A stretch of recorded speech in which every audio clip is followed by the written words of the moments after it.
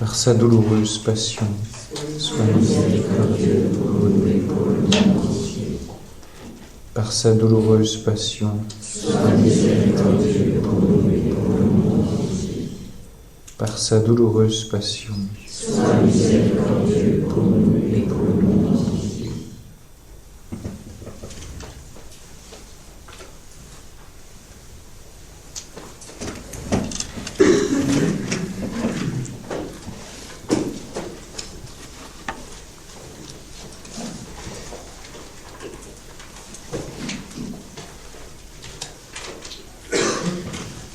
Invitation, comme nous nous le sommes dit, à respirer à deux poumons en se laissant consoler. Voilà, cette partie vient de se terminer et nous allons respirer avec l'autre poumon, si on peut dire, en consolant, en réparant. Comment ? Je vous propose quelques pistes avenues décrites par le petit journal, la prière, les sacrifices, c'est-à-dire la souffrance offerte dans l'amour. Sujet extrêmement important. Pourquoi ? Parce que c'est là que tu peux découvrir le vrai bonheur de ta vie. L'évangélisation sous toutes ses formes, la propagation de la divine miséricorde. Et je voudrais vous proposer de commencer à consoler Jésus par la confession. Ça tombe bien parce que demain, on passe à la machine. Pourquoi mettre la confession dans ce mouvement de consoler Jésus alors qu'on sait très bien que la confession, l'objet principal de la confession, c'est l'absolution où justement Dieu console. Eh bien, il m'a semblé que c'était important de le mettre dans cette consolation de Dieu. Pourquoi ? Parce que dans une église où on a des fils énormes pour communier, et comme dirait quelqu'un, on recherche des pécheurs, c'est merveilleux. On n'a plus qu'une église composée de saints qui n'a plus besoin de se confesser. C'est formidable. Et donc, une personne actuellement qui se confesse du fait du si peu de confession, ça veut dire qu'il y a énormément de communion sacrilège.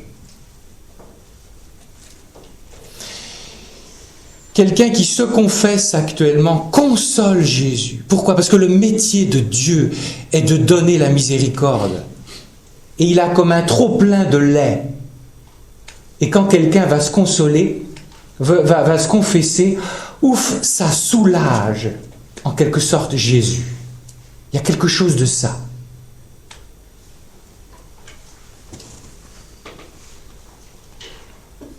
Jésus à Faustine. Mon cœur souffre de ce que même les âmes choisies ne comprennent pas l'immensité de ma miséricorde. Leur relation envers moi est d'une certaine manière méfiance. Oh, combien cela blesse mon cœur.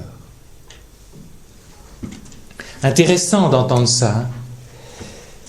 On se dit, mais attends, c'est les péchés horribles qui blessent Jésus. Eh bien, c'est le manque de confiance qui blesse plus Jésus que les péchés eux-mêmes.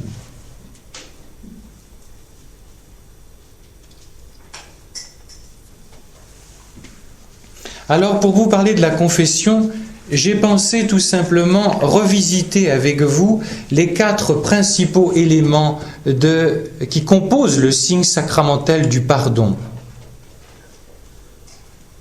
Il y a 4 piliers.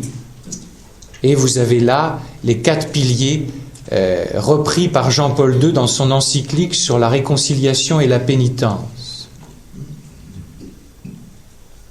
La contrition, la confession des péchés, la satisfaction ou pénitence ou réparation et l'absolution.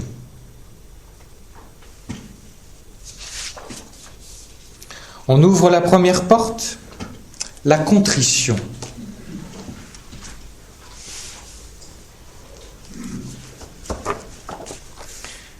À peu près tout le monde parmi nous connaît son acte de contrition. Et je voulais vous dire au fait, peut-être il y en a qui ne sont pas confessés depuis longtemps, et leur angoisse c'est d'avoir l'air ridicule parce qu'ils ne connaissent pas leur composition devant le professeur que serait le curé. Si vous ne savez pas vos paroles, rien à faire, ça vous rend encore plus attachant. Donc vous le dites au Père, et puis s'il ne se plante pas lui-même, il va le répéter avec vous, il va le dire avec vous. Ça marche ? Pour vous déconstiper complètement. Vous n'êtes pas devant un examinateur. Et c'est pas ces paroles. 2 sur 20. De ceci pour vous, déblayer toutes les faux trucs qui vous empêcheraient de vivre paisiblement cette confession.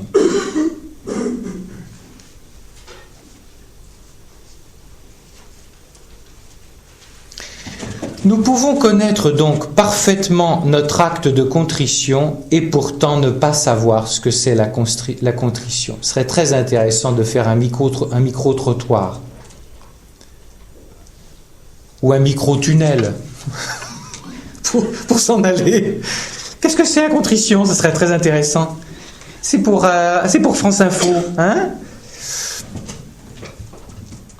La contrition, nous dit le Concile de Trente, est une douleur de l'âme et une détestation du péché commis, avec le propos de ne pas pécher à l'avenir. Intéressant. Douleur de l'âme, détestation du péché, au point, prends le ferme propos de ne plus recommencer, comme dit l'acte de contrition. Je voudrais m'attarder sur la douleur de l'âme, c'est-à-dire la tristesse.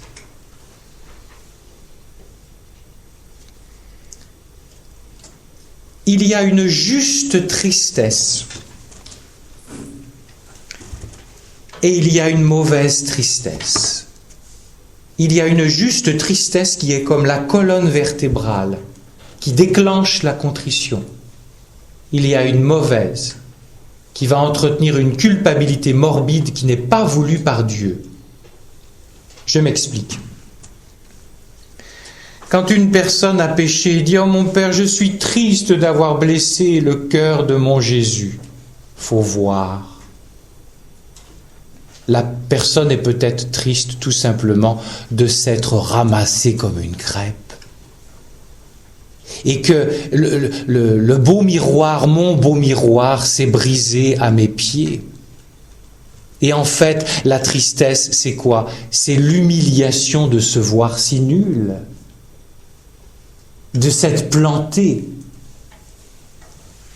Saint Paul, avec sa grande finesse psychologique et spirituelle, nous invite à discerner non pas une tristesse, mais 2 tristesses. Vous pouvez trouver cela dans 2 Corinthiens 7, 10. Il parle tout d'abord, je le cite, de la tristesse selon Dieu. Ah, il y a une tristesse selon Dieu qui produit en effet un repentir salutaire qu'on ne regrette pas. Vous avez là les fondements de la contrition. Tristesse selon Dieu qui produit un repentir. Et attention, il ajoute une seconde tristesse. Une tristesse du monde qui, elle, produit la mort. Alors comment essayer de l'éclairer ? Eh bien, vous avez 2 personnages bibliques de l'Évangile qui vont vous montrer, qui sont des figures de ces 2 tristesses. Ils ont commis exactement le même péché. Pierre et Judas. C'est consolant, hein. Le premier pape est un renégat. Sympa, non. Donc tu comprends tes petits péchés à côté. Je ne dis pas que ça te fera devenir pape, mais ça doit un peu te déculpabiliser, hein. Pierre et Judas ont commis exactement le même péché. Ils ont été tous les deux très tristes, mais pas de la même tristesse. Il est dit dans Saint Pierre, ils croisent le regard de Jésus, seul Matthieu en parle, en 26, 75, sortant dehors, il pleura amèrement. Et Faustine écrit, ou du moins rapporte, ce que Jésus lui dit, écrit aux âmes, que je leur parle par le remords de conscience. Il y a donc un juste remords, il y a donc une juste culpabilité, il y a donc une juste tristesse. Pierre n'a pas pleuré de désespérance, il a pleuré parce qu'il voyait ce Jésus qui lui a pas dit de loin « Je t'avais prévenu, salaud, tu me trahirais 3 fois, rappelle-toi le coq ». Non, Jésus a dû baisser les yeux, il a dû le regarder comme ça, c'est tout. Et Pierre a tout compris. J'ai blessé Jésus, je l'ai trahi, voilà. Et il y en a un autre qui s'appelle Judas, qui a connu exactement le même péché, mais pas du tout la même tristesse, pas du tout le même remords, car c'est un remords chez Judas qui conduit à la mort. Matthieu 27, 5, il alla se pendre. Vous voyez que saint Paul n'a pas tort quand il dit que cette tristesse-là conduit à la mort.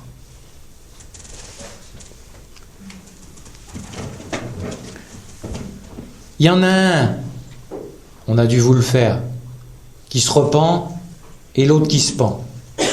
Voilà. C'est pas du tout la même issue. Suis-je Judas? Oui, si tu dis ceci. C'est-à-dire que tu te comportes comme Judas.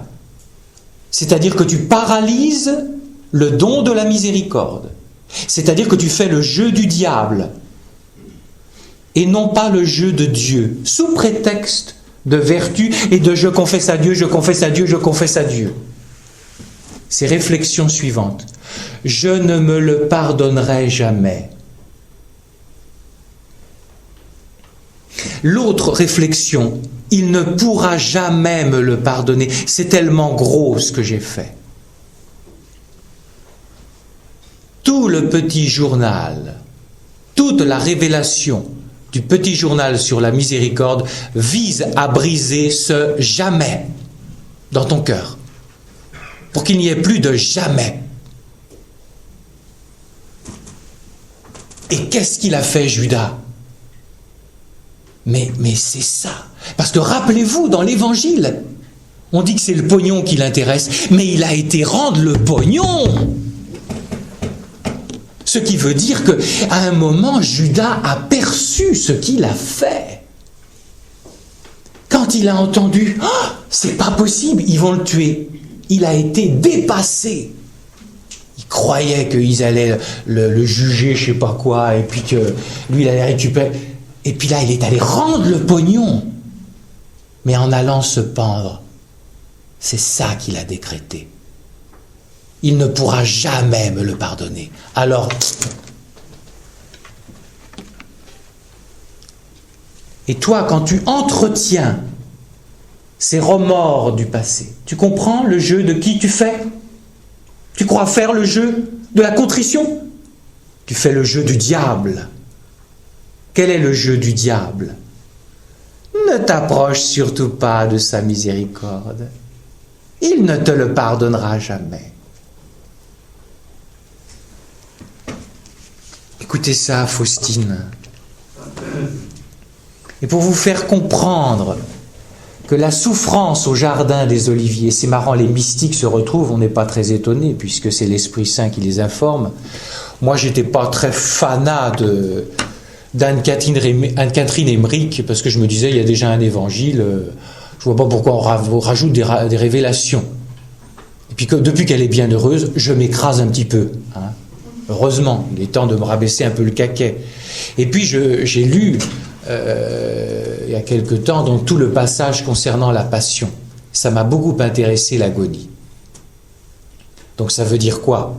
Je vous signale aussi, parenthèse, très intéressant, que si vous lisez les carnets de Marthe Robin sur les passions, kiff bourricot, avec Anne-Catherine Emmerich. Et quand, par exemple, moi ça m'a aidé à comprendre, quand par exemple il est dit que le soir du jeudi saint, Judas lui dit, Jésus lui dit fais ta besogne, etc. Et il est dit Satan entra en lui. Anne-Catherine Emmerich voit dans la pièce des démons qui rentrent dans la bouche de Satan, de Judas. C'est pas du pipeau cette affaire-là. Et il est fini possédé. Eh oui, il s'est laissé posséder. Et je reviens à l'agonie. Je me disais, mais pourquoi a-t-il été 3 fois prié Jésus dans sa caverne? Ça m'a... Catherine Emmerich rapporte que parmi une des souffrances, une des heures, vous savez, les fameuses heures de souffrance, il y a eu à un moment Dieu et Satan, parce que Dieu se sert de Satan, c'est son chien, il s'en sert pour le bien, mais Satan, il ne sait pas, c'est Dante qui dit ça. Satan, celui qui veut toujours faire le mal et qui fait toujours le bien. Tu peux le tenir en laisse dans ta vie. Et il va servir à ta sanctification. Et donc, dans une des premières heures de l'agonie, Satan veut décourager Jésus. Et alors, donc, il est dans une caverne. Il rentre dans une sorte de creux de rocher. Et ça devient complètement noir de diable qui rentre. Et on comprend pourquoi Jésus en vient à suer du sang. C'est pas du pipeau cette affaire-là. Le docteur Barbet, qui a fait une analyse médicale et psychologique, c'est des expériences limites. Normalement, la personne doit péter, quoi, voilà. Parce que ça pète ici, et ça saigne. Dans une première heure, il lui montre quoi? Voilà ce que tu vas subir. Mais alors il est pris d'effroi. Et c'est pas ça qui le fait le plus souffrir. Qu'est-ce qui fait le plus souffrir Jésus dans une des heures du jardin de l'agonie? C'est ceci. Je vais aller à la croix et ça va servir à rien pour certains. Et je peux en faire partie. Dès que je me méfie de la miséricorde, même si j'ai piqué un carambar à l'étal de Leclerc ou je ne sais pas quoi. Et voici ce que dit Faustine. Nos péchés seraient-ils noirs comme la nuit? La miséricorde de Dieu est plus forte que notre misère. Une seule chose est nécessaire, que le pécheur entr'ouvre, ne serait-ce qu'un peu, les portes de son cœur au rayon de la miséricorde divine, et Dieu fera tout le reste. La porte qui revient encore. Mais malheur à l'âme qui a fermé la porte à la miséricorde divine, même à la dernière heure. Et voilà la finale. Ces âmes-là ont plongé Jésus dans une mortelle tristesse au jardin des Oliviers. Et cependant, la miséricorde de Dieu a jailli de son cœur très compatissant. Comprends pour une bonne fois que tes péchés les plus hideux possibles ne sont rien. Ton péché le plus grave, c'est de douter de la miséricorde et de ne pas t'exposer. Car quand tu fais cela, je te signale que tu quittes la miséricorde et tu te places sous la justice de Dieu. Et je comprends que tu sois malheureux.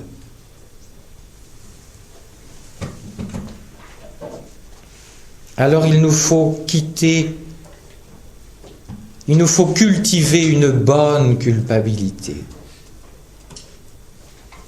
Car il y a une bonne culpabilité qui n'est rien d'autre que le clignotant. Si vous êtes un peu amoureux dans vos couples, surtout les vieux, parce que les vieux, c'est les plus admirables. Parce qu'ils ont passé le temps, ceux-là, n'est-ce pas? Et donc, comme le disent les gens, puis on vieillit, moins l'amour est passionnel, mais plus il est grand. Donc c'est beau, les jeunes, vous savez ce qui vous attend. Hein? Même si ça va un peu s'éroder, c'est autre chose qui va naître. Et donc plus on grandit dans l'amour du couple, normalement, la vérification est ceci, c'est que des indélicatesses de rien des débuts du couple, on s'en demandait pas pardon et on n'en souffrait pas. Plus on avance, plus les moindres indélicatesses nous font pleurer. Parce qu'on sait qu'on blesse celui qu'on aime. Il en est ainsi avec le Seigneur Jésus. Il y a une forme de clignotant. J'ai blessé Jésus. Pas la culpabilité qui mène à la mort, mais la tristesse qui mène à la vie. C'est-à-dire, je nomme le mal, je le vois, et je le quitte. Et je sais qu'il blesse Dieu. Si je ne veux pas voir cela, en vérité, alors je suis dans l'illusion totale. Et il faut le cultiver, cette saine culpabilité. Elle est voulue par Dieu. C'est une culpabilité de l'amour. 654.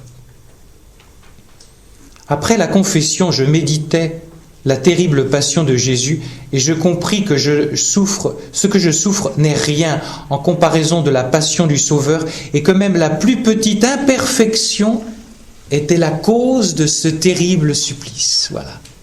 Faustine rentre en amour et plus on avance en amour avec Jésus, au début on voit que les péchés gras parce que c'est tellement visible. Mais plus on avance, plus on va voir les petits manques de confiance et d'abandon qui peinent Jésus. Au début, on ne les voit pas du tout, parce qu'on a une âme mal dégrossie.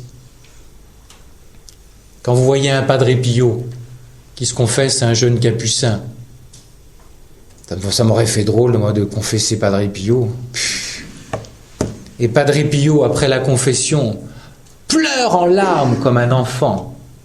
Et le pauvre jeune prêtre, mais qu'est-ce que j'ai fait? Il avait confessé des pacotilles, des trucs de rien, des manques de patience avec ces pieuvres qui venaient l'embêter. C'est tout. J'ai envie de dire, c'est même pas des péchés. C'est des mises à distance. Alors il a dû se confesser de ça.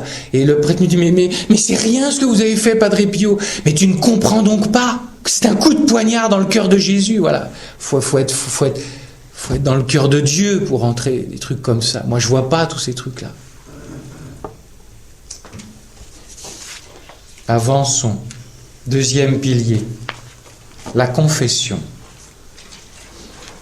Avec cette question, pourquoi faut-il avouer verbalement ses péchés? Je voudrais vous montrer la grandeur de l'aveu.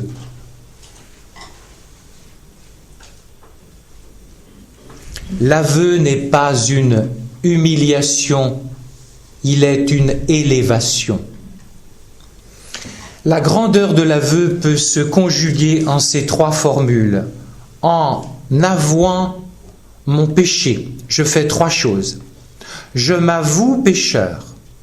Je désavoue mon péché, puisque je l'avoue. Et ensuite, je m'avoue tendrement aimé par mon Dieu.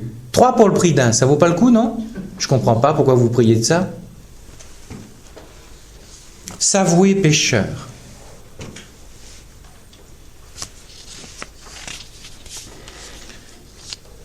L'aveu est un acte de l'homme car il est un être de parole.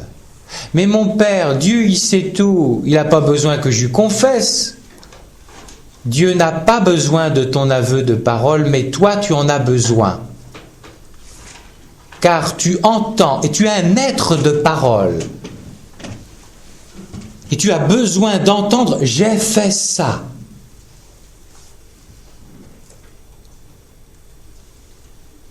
Les jeunes couples là, de 80 ans, rappelez-vous, quand vous étiez jeunes tourtereaux, c'est par un aveu de parole que votre amour s'est scellé.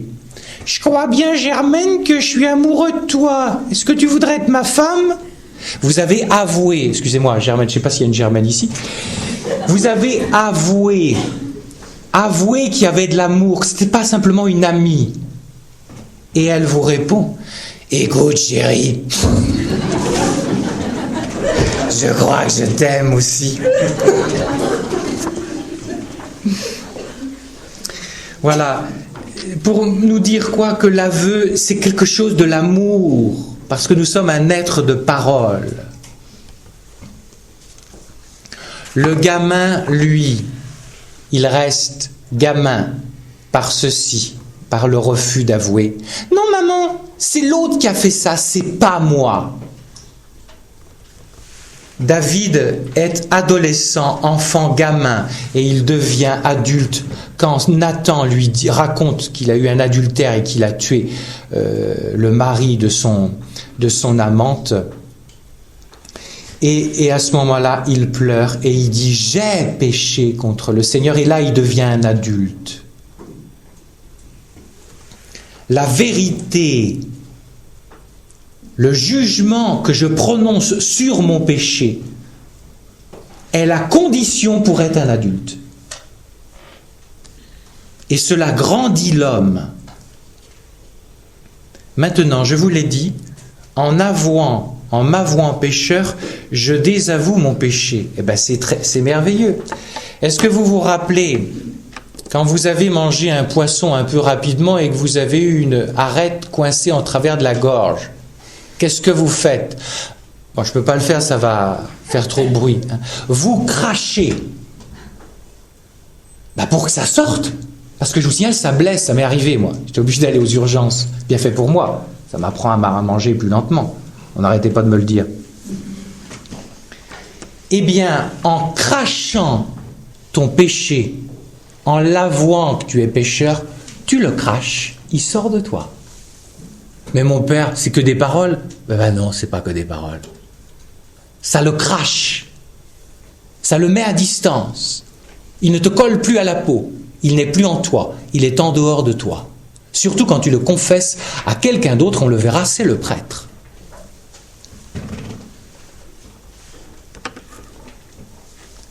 Saint Jérôme, si le malade rougit de découvrir sa plaie au médecin, la médecine ne soigne que ce qu'elle ignore, ne soigne pas ce qu'elle ignore. Satan a horreur de l'aveu. Voilà pourquoi, après Vatican II, il a multiplié les absolutions collectives dans l'Église, avec la complicité des pasteurs, dont il s'est servi, qui ne le savent sans doute pas parce qu'ils pensaient faire du bien.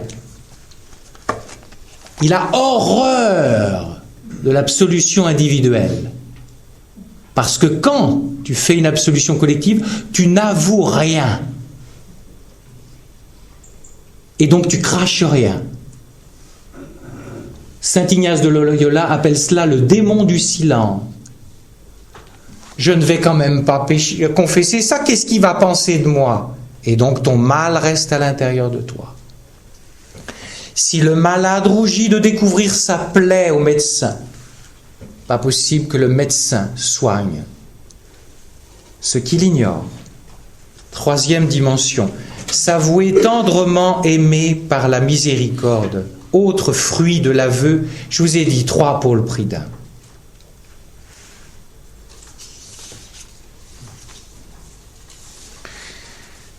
La politique qui règne actuellement chez des nombreux pratiquants qui se font une religion bricolée. J'aime beaucoup Jésus, mais je suis dans mon supermarché avec mon caddie et je prends ce qui m'intéresse. La messe m'intéresse. D'ailleurs, je la prends de force. J'y ai droit. Et puis là, la confession, non, je laisse ça en rayon. Ce sont des religions bricolées.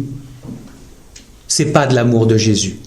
Quand on aime l'époux, on accueille de lui tout ce qu'il dit et on ne sélectionne pas. Et quand on dit « vous savez, moi je me confesse à Dieu directement », que fait-on? On lui vole le péché. car je vous signale que vous avez dû être appris à un peu de politesse. On ne prend pas le dessert, on dit « s'il vous plaît » par un aveu de parole. En faisant cela, on vole Dieu son pardon. De toute façon, tu ne l'auras pas. Dieu est une personne, comprenez ça, ce n'est pas un distributeur automatique de qui on pourrait exiger de voler le pardon. Catéchisme de l'Église catholique, l'accueil de sa miséricorde réclame de nous l'aveu de nos fautes. S'il te plaît, Jésus, tu pourrais me donner ton pardon. Il le fait. Mais s'il te plaît, aveu de parole. Trouvez ça au catéchisme de l'Église catholique 1847. Et alors, Faustine nous donne de la part de Jésus des enseignements sur les qualités de notre aveu. Il y en a plusieurs, je vais en retenir un seul, deux.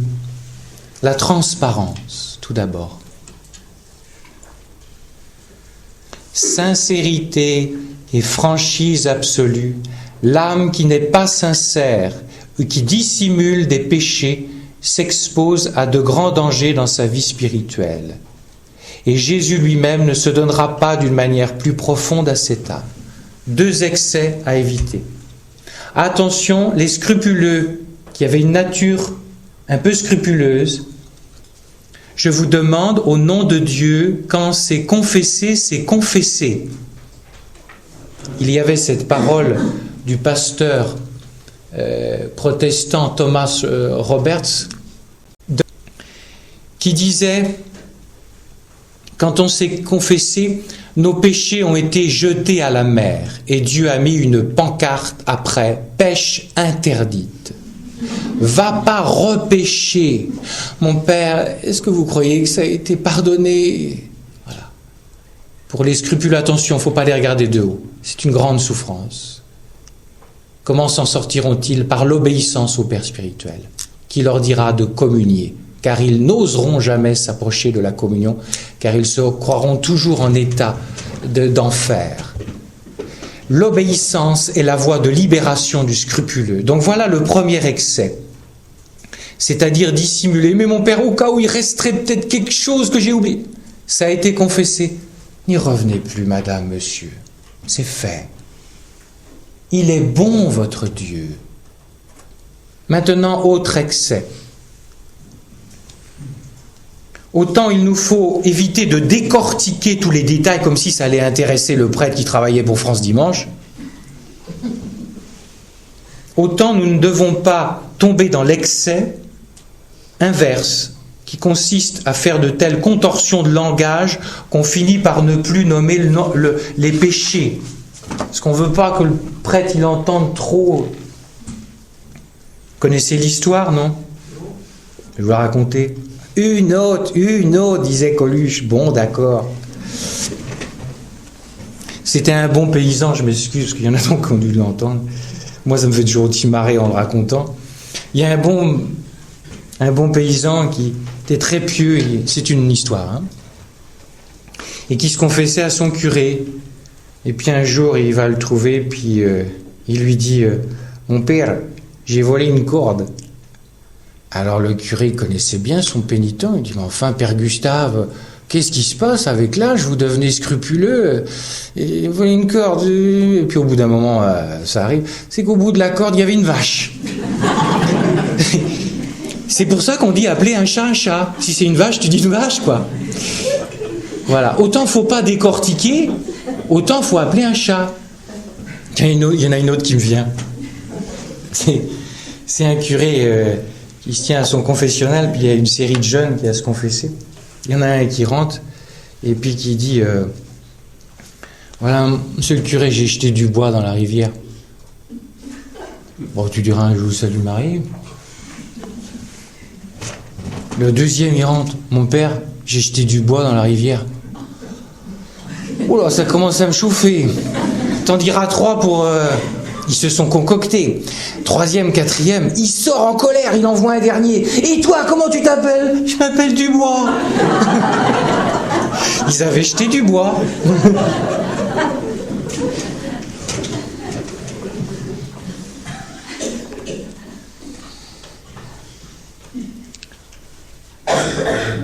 humilité dans l'aveu. Le 1er octobre 1937, Jésus dit à sœur Faustine, « Ma fille, tu ne m'as pas donné ce qui est essentiellement tien. » Alors Faustine rentre en elle-même pour découvrir ce qu'elle n'a pas livré. Elle se dit, mais est-ce que j'ai fait un manque de pauvreté, etc. Qu'est-ce que j'ai pu pas donner? Et elle dit, Jésus, dis-le-moi et je te le livrerai immédiatement et de bon cœur.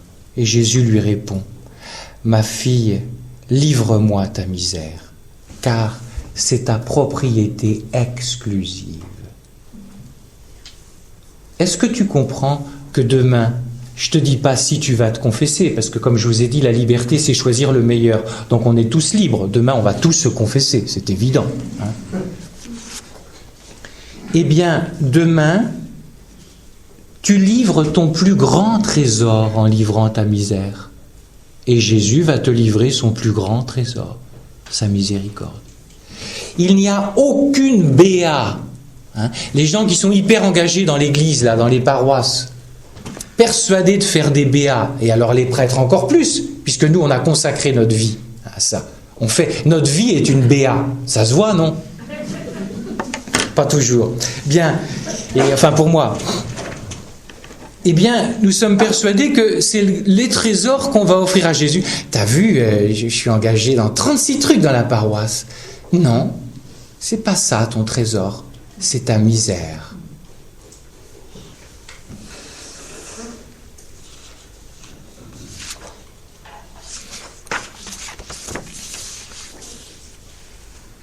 Notre péché est certes incompatible avec l'amour immaculé de Dieu, que ce soit clair, je le redis encore, hein. Je ne vous demande pas de multiplier les péchés d'ici demain pour pouvoir être tendrement aimé. Hein. Mais comprenons que la miséricorde est infinie et elle est assez puissante pour changer le contenu nauséabond de nos poubelles intérieures en sainteté.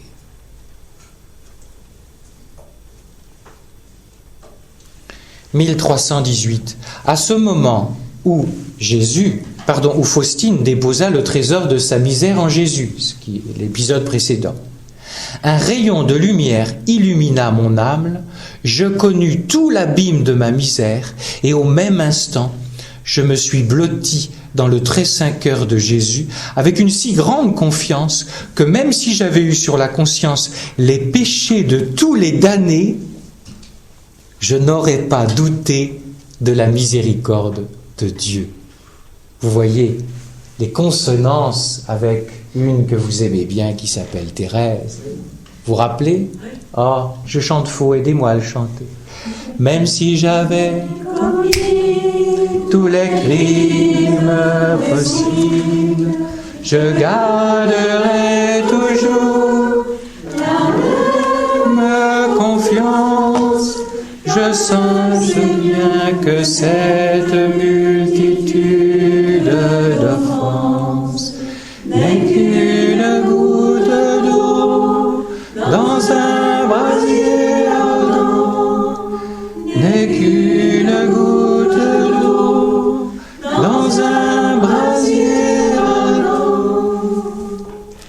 Les catholiques, nous réclamons des tubes. Nous aimons ces tubes-là. Et quand est-ce que nous les vivons? Demain, tu vas déposer une goutte d'eau dans un brasier ardent. Ça ne te fait pas désirer la confession demain?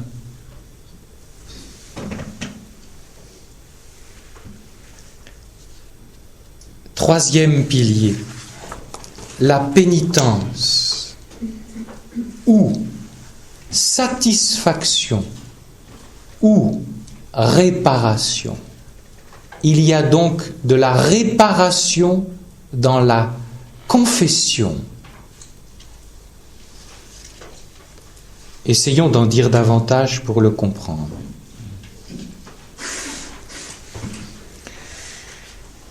Réparer, cela veut donc dire participer au pardon de Dieu. Mais il m'a tout pardonné il y a 2000 ans. Oui, mais tes péchés n'étaient pas encore commis. Et il te fait l'honneur, tu m'entends? L'honneur d'être rédempteur dans le Rédempteur, qui est absolument unique. Il te fait l'honneur d'être réparateur dans l'unique réparateur. Je ne comprends pas pourquoi on méprise cette notion de réparation. Car c'est un mépris de Dieu qui m'appelle à un haut niveau de vocation. Il ne me prend pas pour un esclave, vous êtes mes amis. Je suis ami, je ne suis rien et je suis érigé au titre énorme de coopérateur de la rédemption. Ce n'est pas moi qui a sauvé le monde, c'est bien évident. Mais il me dit, voilà, viens, rentre dans mon unique rédemption, répare avec moi ton péché. Vous allez me dire, mais je croyais qu'à l'absolution ça enlevait tout. Ben, ça enlève pas tout. La théologie classique, pour vous montrer que tout est lié, si vous ne voulez pas travailler toutes les questions, ben, il y a des questions qui vont vous paraître imbuvables. Je vais être un peu technique. Il y a dans le péché deux dimensions de peine. La peine éternelle et la peine temporelle. La peine éternelle, c'est que mon péché atteint le Dieu éternel.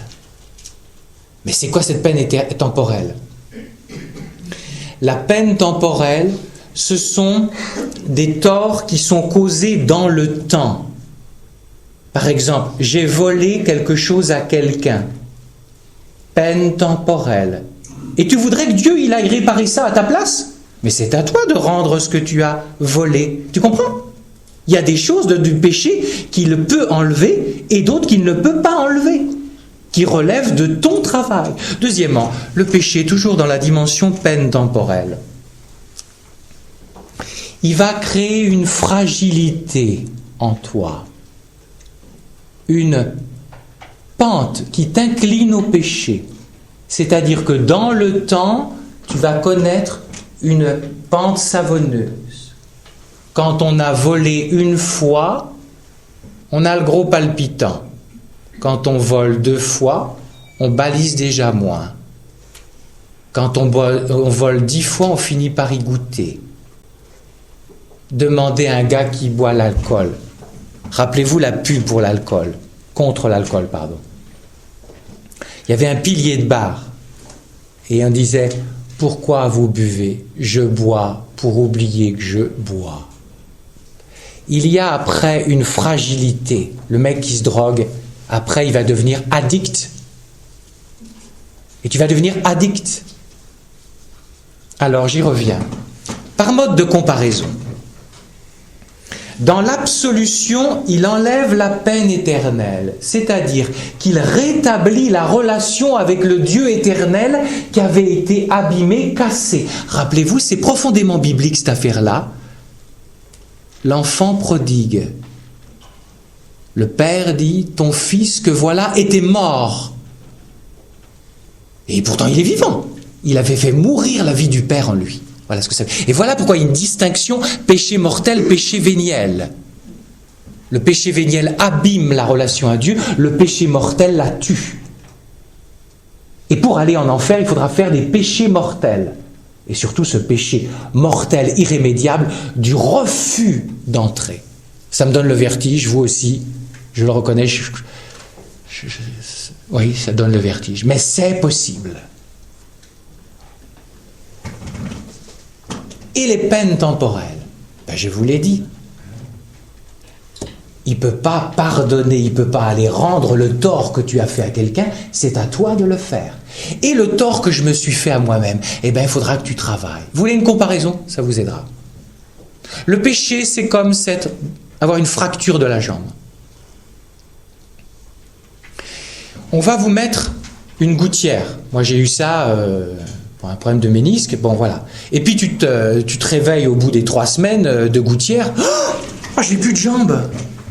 Voilà. le chirurgien a rabouté les 2 os qui étaient rompus. Relation à Dieu. Ça va ça? Peine éternelle enlevée.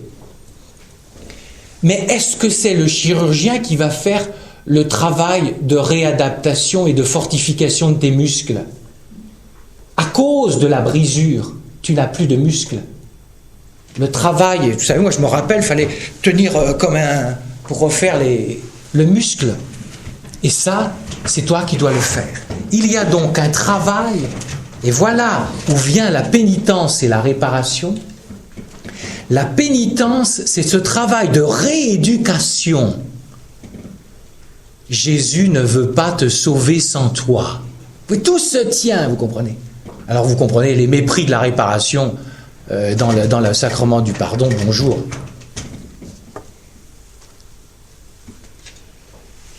Il ne peut pas réparer à ma place ce que je suis en devoir et en droit de réparer. Et donc on appelle cela la pénitence ou la satisfaction. C'est-à-dire que je vais réparer. Le péché, comme dit saint Thomas d'Aquin, a une certaine dimension infinie qui blesse le cœur de Dieu. Et la réparation commise par un être fini ne pourra jamais réparer quelque chose d'infini. Ben oui, mais il se trouve que le Fils de Dieu est infini. Et lui, il est venu faire une réparation infinie. Et il te dit, tu peux pas réparer, tu sais, t'es un pauvre mioche. Mais je vais te faire rentrer dans ma réparation qui est infinie. Quoi? Tu me fais cet honneur? Ouais, je t'aime à ce niveau-là. Donc tu vas réparer pauvrement. Mais Jésus dit, tu sais, moi, je vais diviniser ta réparation.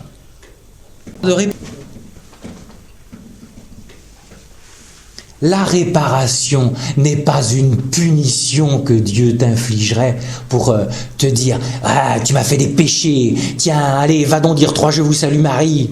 Tu parles d'une pénitence qui coûte 3 Je vous salue Marie.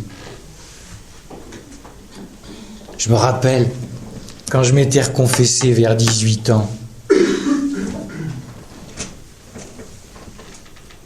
et un vieux prêtre était extraordinaire, et je redécouvrais donc le sacrement du pardon. Je me rappelle, j'allais tailler la vigne chez mes parents pour me faire un peu de thunes pour payer les pneus de compétition. Et le père, il avait dû me dire une parole. Tu diras, je sais pas quoi. Mais je connaissais pas ce langage. Il a dû dire chapelet, une dizaine de chapelets, je sais pas quoi. Puis il a dû prononcer le mot 3. Oh la vache, c'est ça la confession. 3 chapelets à dire. Alors j'étais en train de tailler ma vigne, je vous salue Marie, mais quand est-ce que ça va se terminer? Voilà. Mais le problème est le suivant. Nous sommes responsables. C'est le père Gottfried Daniels, archevêque de Malines-Bruxelles, qui dit ça. C'est nous, père de la confession, qui sommes responsables. On comprend pourquoi les gens ne comprennent pas la pénitence. C'est de notre faute. Vous direz comme pénitence un petit Je vous salue Marie.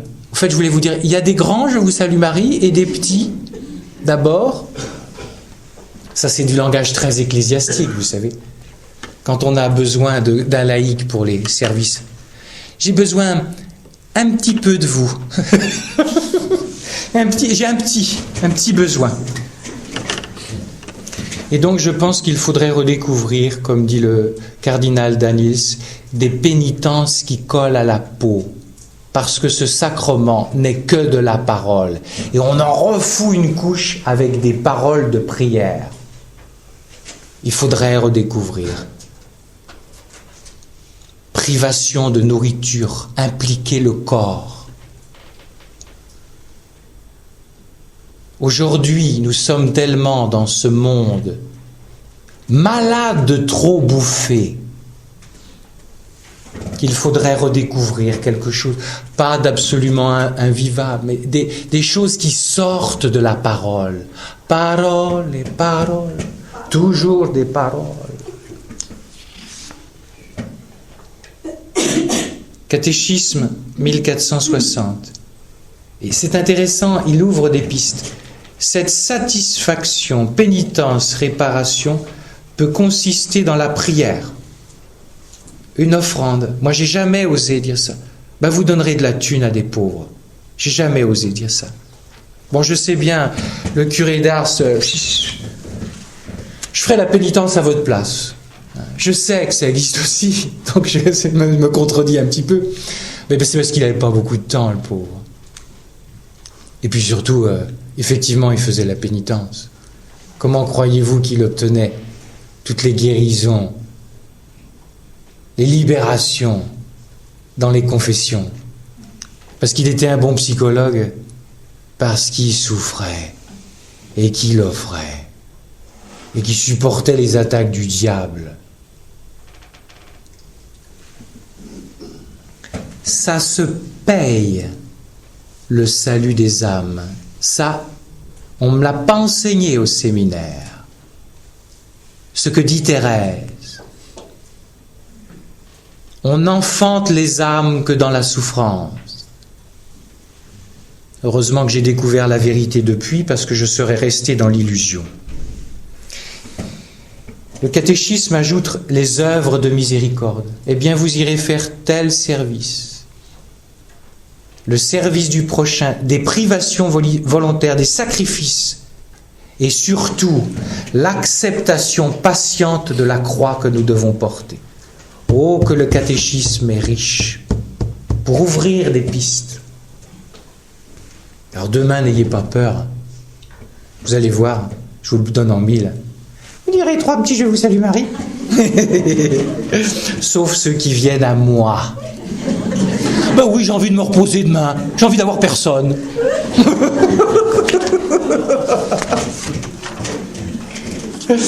Ah, faut bien se marrer, non? L'absolution.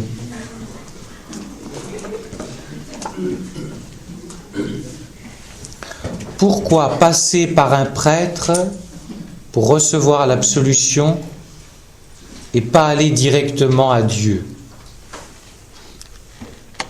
Jeune prêtre, il y a des paroles qui vous marquent, des laïcs, des gens qui viennent comme ça. Je vois un jeune papa qui ne s'était pas confessé depuis 20 ans et qui allait à la messe sans blême. Il se confesse, il se relève et il me dit, je lui demandais rien, mais comme s'il parlait à lui tout seul. Il venait de se confesser après 20 ans de non-confession. Et il se dit comme ça, pourquoi ai-je tant attendu d'années avant de me confesser? Et il ajoute, finalement, la grande difficulté de la confession, c'est le prêtre. Une fois qu'on a dépassé ça, c'est pas un problème.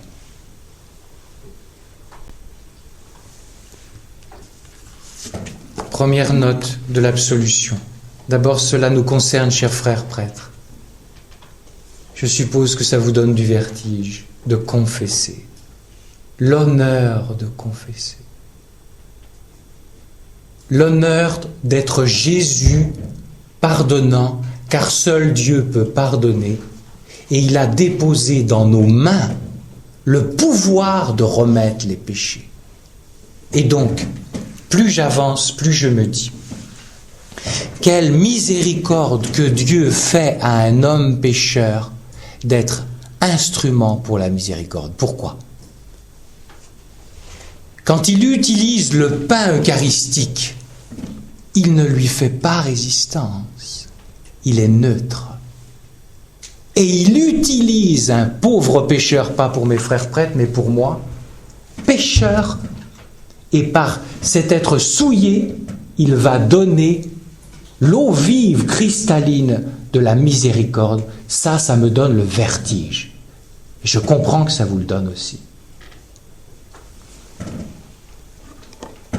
Jésus à Faustine, quand tu vas te confesser, sache que c'est moi-même qui t'attends dans le confessionnal. Je me dissimule seulement derrière le prêtre. Demain, allez vous confesser avec ce regard-là. Ce n'est pas au prêtre que vous confessez. Imaginez Jésus derrière le prêtre. et regardez plutôt le derrière, pas du prêtre, le derrière le prêtre. Bon, c'est raté. Regardez Jésus derrière le prêtre. De toute façon, il sera assis. Bon. Oh là là, quand même, c'est pas possible. Je me dissimule seulement derrière le prêtre, mais c'est moi seul qui agis dans l'âme. Ici, la misère de l'âme rencontre le Dieu de miséricorde. Question. Pourquoi passer par un prêtre pour recevoir la miséricorde? Plusieurs raisons. Parce que Jésus l'a voulu ainsi. Ce n'est pas une invention de l'Église, comme le discours anticatholique le dit communément, à savoir que c'est l'Église qui aurait organisé ça pour mieux posséder les consciences.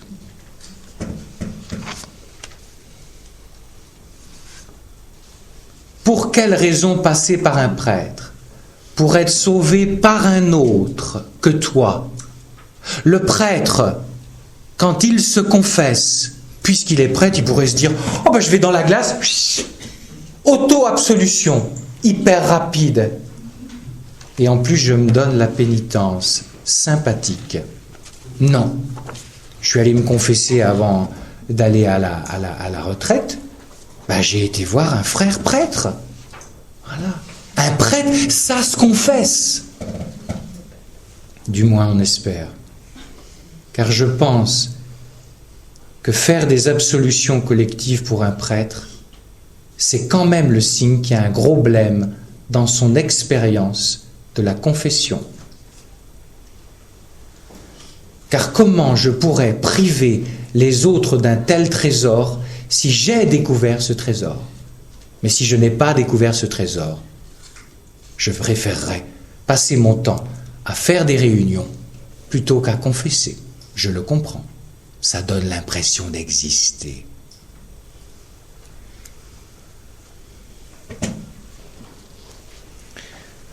Pourquoi passer par un prêtre? Parce qu'on est alors sauvé par un autre.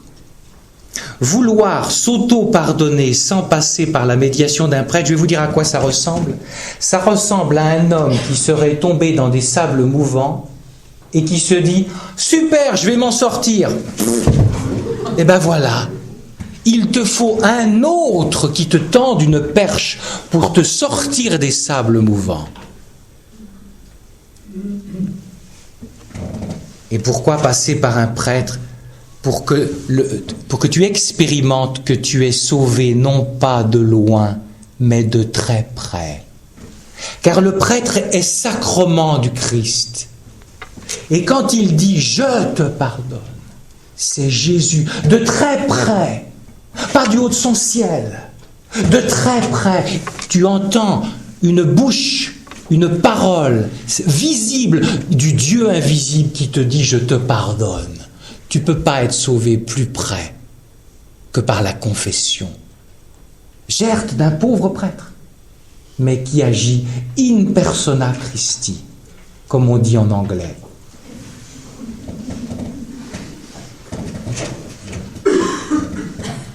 Faustine n'a pas échappé à cet étonnement spirituel d'un Dieu qui vient me rejoindre si près. Quand une fois j'eus un certain doute qui s'éveilla en moi, un peu avant la Sainte Communion, alors le séraphin, un ange, apparut avec le Seigneur Jésus. J'ai cependant interrogé le Seigneur Jésus, et n'ayant pas de réponse, j'ai demandé à l'ange, « Tu pourrais pas me confesser ?» La simplicité des saints. Et l'ange a répondu, c'est important ça, moi ça m'a donné du vertige quand je l'ai vu, « Aucun esprit au ciel n'a ce pouvoir. » On comprend pourquoi le curé d'Ars dit, si le prêtre se comprenait, il en mourrait.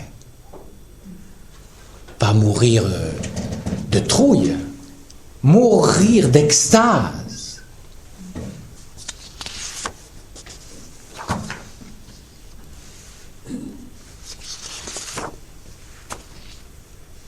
Pourquoi ressent-on un malaise à se confesser à un prêtre? Cela peut venir du prêtre qui ne met pas à l'aise. On n'a pas forcément tous les charismes. Moi, je ne pense pas que je l'ai. Cela peut venir aussi parce qu'on a une certaine pudeur. S'il y a des médecins parmi vous, ou des gens qui sont infirmières, elles savent la délicatesse qu'il faut quand il s'agit de soigner des zones très pudiques du corps. Et que nous, malades, nous pouvons avoir de la pudeur à exposer l'intimité de notre corps à un médecin. Croyez-vous que ce sera différent avec l'intimité de son âme, à exposer au médecin de l'âme qu'est le prêtre? Mais cela vient de plus profond que cela. Cela vient du gendarme intérieur qui rentre automatiquement, inconsciemment, après le péché. Je vais dire, il est déjà là, avant le moindre péché que tu commets, parce qu'il est déjà là avec le péché originel. Et ce gendarme intérieur, il t'accuse, c'est ce que dit l'Apocalypse. L'accusateur devant Dieu est rejeté, devant nous est rejeté. Et ce gendarme intérieur, en fait, quand on a commis un péché, on ne s'aime pas, on a honte. Il y a une honte d'être pécheur. Et on s'imagine que Dieu a honte de nous-mêmes. Et je vous ai dit, c'est une relation tripartite. Et donc quand tu vas voir le prêtre, tu imagines que le prêtre a honte de toi. Je me souviendrai toujours, j'étais séminariste, j'allais faire de l'apostolat en Angleterre, sans baragouiner quelques mots, mais peu importe. Et ce jeune prêtre qui nous a tellement marqués faisait de l'apostolat en fou rire, mes amis, en rigolant, des fous rires terribles. Et donc ce prêtre, on a beaucoup appris et il passait ses nuits à confesser les jeunes. Il y en avait 300, 500. Il était épuisé. Et il nous disait, les gens, ils sont persuadés qu'on a honte d'eux quand ils viennent se confesser. Et quand vous êtes séminariste, vous entendez ces paroles-là. Et il ajoutait, si les gens savaient qu'on les admire, si les gens savaient qu'on a envie de se mettre à genoux, et c'est eux, le roi, la reine, car vous êtes sur le siège de la miséricorde quand vous êtes en confession. Si les gens savaient. Je termine par ceci. Jésus dit à Faustine, « Dis aux âmes où elles doivent chercher la consolation, c'est au tribunal de la miséricorde. C'est là qu'ont lieu les plus grands miracles, qui se renouvellent sans cesse. Il suffit de se jeter avec foi aux pieds de celui qui tient ma place, de lui dire sa misère, et le miracle de la miséricorde divine se manifestera dans toute sa plénitude. » Écoutez la suite. « Même si cette âme était en décomposition comme un cadavre, et même si, humainement parlant, il n'y avait plus aucun espoir de retour à la vie, et que tout semblait perdu, il n'en est pas ainsi pour Dieu. Le miracle de la miséricorde divine redonnera vie à cette âme dans toute sa plénitude. Ô malheureux, vous comprenez pourquoi c'est un tribunal. Ô malheureux qui ne profitez pas maintenant de ce miracle de la miséricorde, car alors vous vous placez vous-même sous la justice. Et donc, rien ne va plus, les jeux sont faits. Placez-vous sous la miséricorde. N'ayez pas peur d'elle. Et votre misère, c'est votre collier de perles, vos diamants, à offrir au maître. Et vous verrez, lui, ce qu'il va faire en retour.